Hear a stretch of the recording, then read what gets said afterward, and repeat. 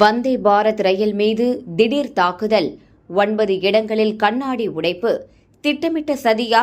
Police விசாரணை. சென்னையில் இருந்து நெல்லை வந்த வந்தே பாரத் ரயில் மீது கல்வீச்சு தாக்குதல் நடத்திய மர்ம நபர்கள்.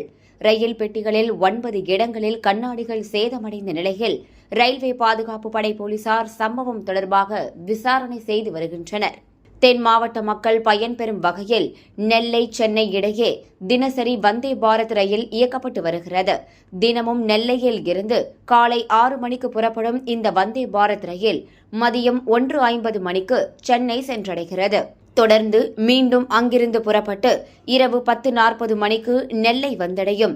அப்படி வழக்கம் போல் சென்னை சென்றடைந்த ரயில் மீண்டும் நெல்லையை நோக்கி புறப்பட்டது.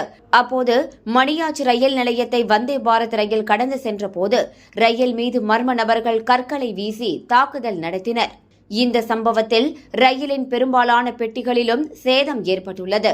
ரயில் முழுவதிலும் மொத்தம் 9 இடங்களில் கண்ணாடியில் உடைப்பு ஏற்பட்டுள்ளது கண்டறியப்பட்டுள்ளது.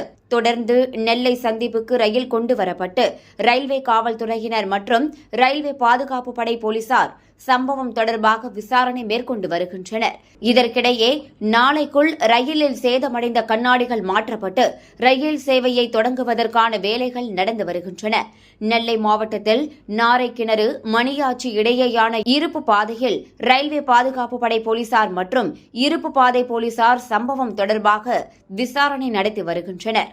கல்வீச்சு சம்பவத்தில் ஈடுபட்ட மர்ம நபர்கள் யார், எதற்காக இந்த சம்பவம் நடைபெற்றது என்ற கோணத்தில் தீவிர விசாரணை நடந்து வருகிறது.